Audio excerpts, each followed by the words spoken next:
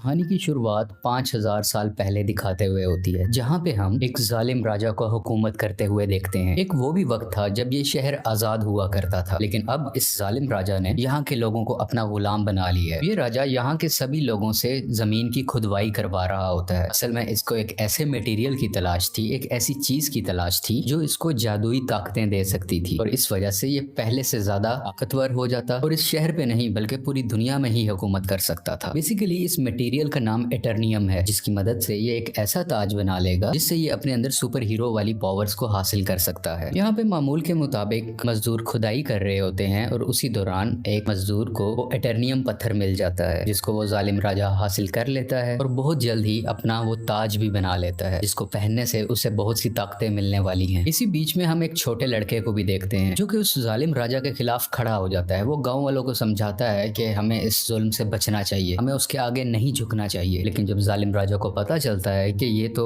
मेरे खिलाफ खड़ा हो रहा है, तो वो उसे मारने का हुक्म दे देता है। और जैसे ही उसको मारा जा रहा होता है तो वो लड़का एकदम से गायब हो जाता है और एक ऐसी जगह पे आ जाता है जहाँ पे बहुत से देवता बैठे हुए थे। ये 6 गॉड्स या देवता इस बच्चे को कहते हैं कि तुमने हिम्मत की, हमें बहुत अच्छा लगा, इसलिए हम तुम्हें एक ऐसी पावर देने जा रहे हैं जिससे तुम एक लफ्ज शज़ाम बोलोगे तो तुम्हारे अंदर हम सब की पावर्स आ जाएंगी और तुम इतने ताकतवर बन जाओगे कि तुम आराम से उस जालिम राजा को हरा सकते हो। ये छोटा लड़का करता भी ऐसे है, वो शज़ाम बोलता है और बहुत ज्यादा पावरफुल बन जाता है और फौरन ही वो उस राजा के महल में आ जाता है, जहाँ पे वो अपना शैतानी ताज पहन रहा होता है कि उसके पास बहुत सी पावर्स आ जाएं। लेकिन ये छोटा लड़का जो शज़ाम बोलने के बाद अब बहुत पावरफुल बन चुका है, वो वहाँ आके तबाही मचा देता है और सबको मारने लगता है। ये इतने गुस्से में होता है कि जालिम राजा के साथ साथ वहाँ के पूरे शहर को ही तबाह कर डालता है। और यहीं से कहानी जाती है 5000 साल बाद और हम प्रेजेंट का टाइम देखते हैं। अभी के टाइम पे भी हमें वही शहर दिखाया जाता है जहाँ पर एक गैंग ने पूरे तरीके से इस शहर पे कब्जा किया होता है। ये लोगों पे जुल्म कर रहे हैं, लूट मार कर रहे हैं, पूरी तरह से इस शहर को कंट्रोल में कर रखा है। असल में इस गैंग का एक ही मकसद है कि उस ताज को तलाश करना, यानी कि ये उसी क्राउन, उसी ताज को तलाश कर रहे होते हैं जो आज से 5000 साल पहले उस जालिम राजा ने बनाया था। वो खुद तो मारा गया था, लेकिन उसका ताज अभी भी कहीं ना कहीं इसी शहर में ही दफन है। अब हम एक लड़की को देखते हैं जिसका नाम एड्रियाना है। वो भी इसी ताज को ही ढूंढ रही होती है। ये लड़की पुरानी चीजों को ढूंढने में काफी एक्सपर्ट है, क्योंकि ये आर्कियोलॉजिस्ट है, यानी ये वो लोग होते हैं जो जमीन की खुदाई करते हैं और हिस्ट्री की बहुत सी चीजों के बारे में काफी मालूमात भी रखते हैं। तो ये लड़की एड्रियाना एक केव में जाती है, एक गार में जाती है, जहाँ पे काफी कोशिशों के बाद इसको वो ताज मिल भी जाता है। एड्रियाना और उसके साथी इसी बात को लेके खुश हो ही रहे होते हैं, तो हमें पता चलता है कि इसी का एक साथी जिसका नाम इस्माइल है, वो उसी गैंग के साथ मिला हुआ है जिसने पूरे शहर पे कब्जा कर रखा है। तभी इस्माइल अपने साथ आए हुए एक साथी को मार देता है और अपने गैंग के दूसरे लोगों को भी उसी गार में बुला लेता है। सब लोग इसकी तरफ गन पॉइंट करते हैं और उसे कहते हैं कि एड्रियाना, हमें तुम वो ताज दे दो। तभी ये लड़की नीचे देखती है और वहाँ पे कुछ वर्ड्स लिखे होते हैं। जब ये उसे पढ़ती है तो इसके मुंह से निकल जाता है शज़ाम। ये लफ्ज बोलते ही वहाँ पे ब्लैक एडम आ जाता है और वहाँ पे आए हुए सब गुंडों को मारने लगता है। इतना मारता है कि वहाँ पे कोई भी नहीं बच पाता। जबकि रही बात इस्माइल की, जो गुंडों के साथ मिला हुआ था, वो वहाँ पे मरने का नाटक करता है, इसलिए उसकी जान यहाँ पे बच जाती है। क्योंकि एड्रियाना ने ब्लैक एडम को जिंदा किया होता है, दोबारा से जगाया होता है, तो वो उसको कुछ भी नहीं कहता। अभी ब्लैक एडम वहीं पर होता है कि गैंग के कुछ और लोग आ जाते हैं और उस पर एक स्पेशल वेपन से अटैक करते हैं। ये वेपन उसी एटर्नियम मटेरियल से बना होता है जिसकी मदद से वो ताज भी बना था। और जैसे ही ये मिसाइल ब्लैक एडम को लगता है तो उसे वाकई ही दर्द महसूस होती है। ब्लैक एडम उस मारने वाले गुंडे की तो जान ले लेता है, लेकिन उस रॉकेट या उस छोटे से मिसाइल के लगने की वजह से खुद भी बेहोश हो जाता है। तो हमें यहाँ पे ये पता चलता है कि एटर्नियम ऐसा मटेरियल है जो ब्लैक एडम की कमजोरी है और इसी मटेरियल से ब्लैक एडम को मारा भी जा सकता है। तो ये देखते हुए एड्रियाना काफी परेशान हो जाती है और वो ब्लैक एडम को अपने घर ले जाती है। जैसे ही ब्लैक एडम को होश आता है तो वो यहाँ पे एड्रियाना के बेटे से मिलता है। ये बच्चा ब्लैक एडम को कहता है कि आप 5000 साल से उस गार के अंदर बंद थे, अब क्योंकि हमारा शहर गुलामी बसर कर रहा है, वो गैंग हमें जीने नहीं दे रहा, तो आप हमारे लिए एक मसीहा बन के आए हो, आप ही हमारे शहर को उस गैंग से बचाओगे। ब्लैक एडम को यहाँ पे कोई फर्क नहीं पड़ता। वो कहता है कि आज से 5000 साल पहले ये मेरा शहर हुआ करता था, अब यहाँ पे सब कुछ बदल चुका है, तो इस शहर को बचाने के लिए मैं रिस्पॉन्सिबल नहीं हूँ। मुझे इस शहर और यहाँ के लोगों से कोई मतलब नहीं है। और ये बात कहते ही वो घर से बाहर आ जाता है और शहर में फिरने लगता है और शहर को देखने लगता है। इसके बाद हम एक फीमेल लीडर को देखते हैं जिसका काम इस दुनिया में आने वाले सुपर हीरो और सुपर विलन्स को रोकना होता है। दुनिया में ऐसे हालात रखने होते हैं जिसकी वजह से आम लोगों को कोई मुश्किल ना आए और हमारी जमीन को भी कोई खतरा ना हो। वो यहाँ पे एक सुपर हीरो हॉकमैन से बात कर रही होती हैं। कहती हैं कि ब्लैक एडम अब वापस आ चुका है और उसे अगर रोका ना गया वो पहले की तरह इस बार भी बहुत ज्यादा तबाही मचा सकता है, और वो अगर पागल हो गया, वो गुस्से में आ गया, तो उसको रोकना लगभग नामुमकिन है। हॉकमैन इस चीज के लिए राजी हो जाते हैं और अपनी टीम इकट्ठी करते हैं जिसमें और भी बहुत से सुपर हीरोज शामिल होते हैं और सब मिलकर ब्लैक एडम को पकड़ने के लिए निकल जाते हैं। दूसरी तरफ उस गैंग के कुछ लोग एड्रियाना के घर पहुंच जाते हैं क्योंकि उन्हें पता था वो ताज अभी भी उसी के पास है, तो वो ताज लेने ही गए थे। और जैसे ही वो लोग एड्रियाना की फैमिली पे हमला करने वाले होते हैं तो ब्लैक एडम्स वहां पे उनको बचाता है और उस गैंग के लोगों को एक बार फिर से मार डालता है।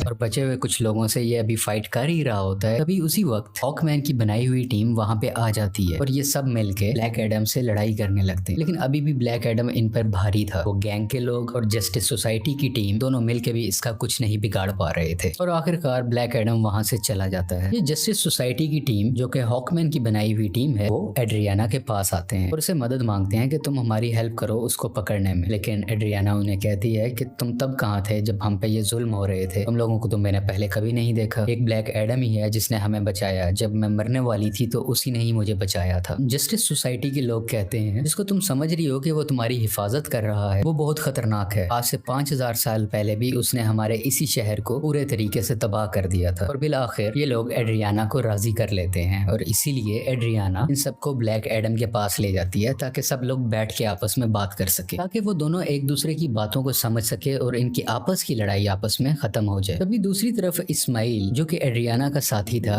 वो उसके घर में एंटर हो जाता है ताकि वो ताज वहां से ढूंढ सके और उसका इस्तेमाल अपने लिए कर सके। लेकिन जब उसे वो ताज नहीं मिलता तो वो गुस्से में एड्रियाना के बेटे को उठा के अपने साथ ही ले जाता है। यहाँ काफी चालाकी से इसका बेटा अपनी मदर यानी एड्रियाना को फोन कर देता है और सब कुछ बता देता है कि मुझे किडनैप कर लिया गया है, मुझे इस्माइल ने ही किडनैप किया है। ये सुन के ये काफी परेशान हो जाती है, इसलिए ये जस्टिस सोसाइटी और ब्लैक एडम से हेल्प मांगती है, मेरे बेटे को वापस लाने में मेरी मदद करो। और ये दोनों राजी भी हो जाते हैं और मिलकर उसके बेटे को ढूंढने लगते हैं। यहीं पर हॉकमैन उस गैंग के 2 आदमियों को पकड़ लेता है और मार के पूछने पे उसे पता चलता है कि इस्माइल कहाँ पे है। इस्माइल ने उसके बेटे को एक खुफिया जगह में रखा है जो कि एक रेगिस्तान में है। और जब ये सब यानी ब्लैक एडम और जस्टिस सोसाइटी उस जगह पर पहुंचते हैं तो देखते हैं कि इस्माइल ने उसके बेटे पे गन पॉइंट की हुई है। और यहाँ पे इस्माइल एक राज बताता है कि वो गैंग जो पूरे शहर में तबाही मचा रहा है उसका लीडर मैं ही हूँ और ये सब गुंडे मेरे लिए ही काम करते हैं। इसलिए वो एड्रियाना को कहता है कि अगर तुम्हें अपने बेटे की जान बचानी है तो मुझे वो ताज दे दो। तो ये परेशान माँ उसको वो ताज दे देती है ताकि उसके बेटे की जान बच सके। लेकिन इसके बावजूद भी वो उस बच्चे पे गोली चला देता है और जैसे ही ब्लैक एडम ये देखता है तो वो तेज स्पीड से उड़ता हुआ उसके आगे आकर उस बच्चे की जान बचा लेता है और यहाँ पे इस्माइल को अपनी लाइटनिंग से जला के मुकम्मल तरीके से खत्म कर डालता है।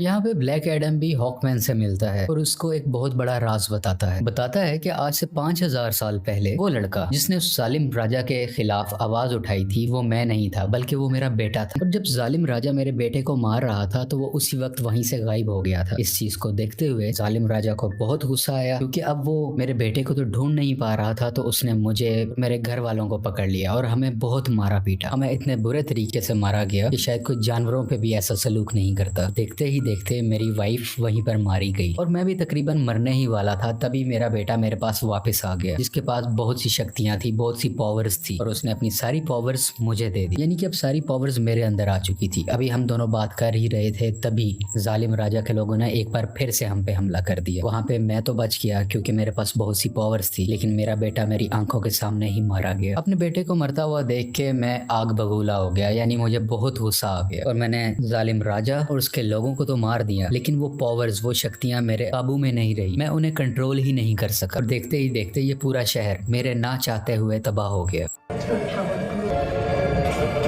मेरा ऐसा करने की वजह से उन देवताओं ने, जिन्होंने मेरे बेटे को शक्ति दी और वो शक्ति अब मेरे पास है, वो बहुत नाराज हो चुके थे कि मैंने अपनी पावर का मिसयूज किया है, मैंने अपनी पावर को कंट्रोल में नहीं रखा। इसीलिए उन्होंने मुझे उस केव में बंद कर रखा और मैं कई हजार साल तक उस केव, उस गार के अंदर बंद रहा। जब एड्रियाना ने आके नाम लिया तो मैं एक बार दोबारा से जिंदा हो गया। यहाँ पे ब्लैक एडम को अभी भी बहुत अफसोस होता है कि उसकी वजह से पहले भी बहुत ज्यादा तबाही मची और अब भी बहुत ज्यादा तबाही मची है, बहुत से लोग मारे गए। ये वो हॉकमैन को कहता है कि मैं सरेंडर करना चाहता हूँ, मैं अपनी पावर्स को खत्म करके तुम लोगों के हवाले करना चाहता हूँ ताकि मेरी वजह से किसी को कोई नुकसान ना पहुंचे। इसके बाद ब्लैक एडम शज़ैम का वर्ड बोलता है, जिससे वो वापस से अपनी एक नॉर्मल फॉर्म में आ जाता है, यानी वो एक नॉर्मल इंसान बन जाता है जिसके पास इस वक्त सुपर पावर्स नहीं है। और जब तक ये दोबारा शज़ैम नहीं बोलेगा तब तक ये वापस से ब्लैक एडम नहीं बन सकता। इसलिए ये इनसे रिक्वेस्ट भी करता है, तो मेरे साथ कुछ ऐसा करो कि मैं दोबारा से ये वर्ड बोल ही ना सकूं। आखिरकार ब्लैक एडम को पानी के अंदर डाल दिया जाता है और उसके मुंह में एक ऐसी डिवाइस लगा दी जाती है जिस वजह से ये बोल ही ना पाए। ये एक छोटी सी जेल होती है जिसमें ब्लैक एडम को बंद कर दिया जाता है। दूसरी तरफ हमें इस्माइल को दिखाया जाता है जो कि मर चुका था और अब वो हेल के अंदर आ गया है। इस्माइल को एक बात शुरू से पता थी कि अगर वो उस ताज की ताकत को हासिल करना चाहता है तो उसका तरीका ये है कि उसको वो ताज अपने हाथ में पकड़ना होगा और उसी वक्त कोई ना कोई उसको मारे ताकि वो मर के हेल में आ जाए, यानी कि जहन्नुम में आ जाए और वो हेल के डीमन से यहाँ पे मिल सके जिनसे वो पावर हासिल कर सके। ये सारी बातें इस्माइल शुरू से ही जानता था, इसीलिए उसने ब्लैक एडम को उकसाया कि मैं जैसे ही एड्रियाना के बेटे को मारूंगा ब्लैक एडम आके उसे बचाएगा और मुझे मार डालेगा, और उसी वक्त ताज भी उसके हाथ में ही था। ये सब बातें ये शुरू से जानता था और सब कुछ इसके प्लान के मुताबिक ही हो रहा था। यहाँ हेल के डीमंस इस्माइल से मिलते हैं और उसको अपनी पावर्स दे देते। पहले जैसा इंसान नहीं था, ये सबाक बन चुका होता है। ये इन पावर्स के साथ इस दुनिया में आ जाता है और हर तरफ तबाही मचाने लगता है। जैसे ही जस्टिस सोसाइटी को इसके बारे में पता चलता है तो वो इसके मुकाबले के लिए इसके सामने आते हैं। यहाँ पे काफी देर लड़ाई चलती रहती है, लेकिन सबाक क्योंकि बहुत ज्यादा पावरफुल था तो ये सब मिल के भी उसको नहीं रोक पा रहे थे।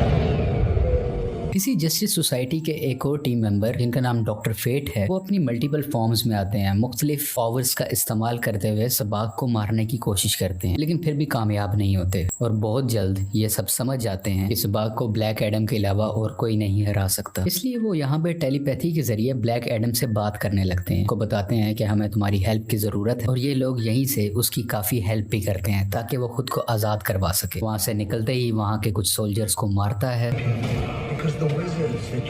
पानी से बाहर आता है और बाहर आते ही सीधा शज़ैम बोलता है, जिसकी वजह से उसको ब्लैक एडम्स की पावर मिल जाती है और बगैर वक्त ज़ाया किए सबाक के पास जाने लगता है। दूसरी तरफ जस्टिस सोसाइटी के लोग अभी भी सबाक से लड़ रहे होते हैं और इसी दौरान उनका एक साथी डॉक्टर फेट वहीं पर अपनी जान से हाथ धो बैठते हैं, यानी कि मारे जाते हैं। हॉकमैन भी काफी ज्यादा सबाक से लड़ रहे होते हैं, लेकिन इनकी कोशिशें कुछ ज्यादा कामयाब नहीं होती। लेकिन अच्छा तो तब होता है कि उसी वक्त वहां पे ब्लैक एडम भी आ जाता है और अब ब्लैक एडम और सबाक की काफी लड़ाई होती है। ये फाइट काफी टक्कर की थी, लेकिन वक्त के साथ ऐसा लग रहा था कि सिर्फ ब्लैक एडम ही है जो सबाक को हरा सकता है। और कुछ ही देर के बाद ब्लैक एडम सबाक के सर को पकड़ के उसके 2 हिस्से कर डालता है और उसको मुकम्मल तरीके से फाड़ कर आखिरकार सबाक की जान ले लेता है। इसी वजह से सबाक की मौत हो जाती है और सब कुछ सुकून में आ जाता है, सब कुछ ठीक होने लगता है। शहर के लोग ब्लैक एडम को अपना मसीहा मानने लगते हैं। वो सब इस बात को मान लेते हैं कि ब्लैक एडम ने हमें और हमारे शहर को बचाया है। इसके बाद हम उसी लेडी को देखते हैं जिसने जस्टिस सोसाइटी की टीम को बनाया होता है ताकि वो ब्लैक एडम को रोक सके। वो यहाँ पे ब्लैक एडम को कहती है कि ठीक है, तुम्हें जो करना है वो करो, लेकिन तुम अपने इस शहर से ना निकलना। तुम इस शहर के लोगों के मसीहा बनो, उनका ख्याल रखो, गार्डियन बनो, मुझे उसे परवाह नहीं है, लेकिन अपने इस शहर से तुमने नहीं निकलना, क्योंकि अगर तुम इस शहर से बाहर आए तो तुम्हारे लिए अच्छा नहीं होगा। यहाँ पे ब्लैक एडम बैठा उसको देखता है और कहता है कि मुझ पे कोई हुक्म नहीं चला सकता और उसका जब भी कुछ भी करने को दिल करेगा वो अपनी ही मर्जी करेगा। लेकिन तभी वो लेडी बोलती है, हाँ शायद तुम ठीक कह रहे हो, तुम्हें इस दुनिया में रहने वाला तो शायद कोई नहीं रोक सकता, लेकिन मैं किसी ऐसे को जानती हूँ जो हमारी दुनिया से नहीं है। और ब्लैक एडम को गुस्सा आता है और वो स्क्रीन को ही तोड़ देता है जिससे वो लेडी बात कर रही थी। स्क्रीन के टूटने से हर तरफ धुआं ही धुआं होने लगता है और तभी उस धुएं से बाहर आता है सुपरमैन और वो ब्लैक एडम को कहता है कि हमें शायद बैठ के बात करनी चाहिए। और यहाँ पे सुपरमैन के ये कहते ही इस मूवी की कहानी यहीं पे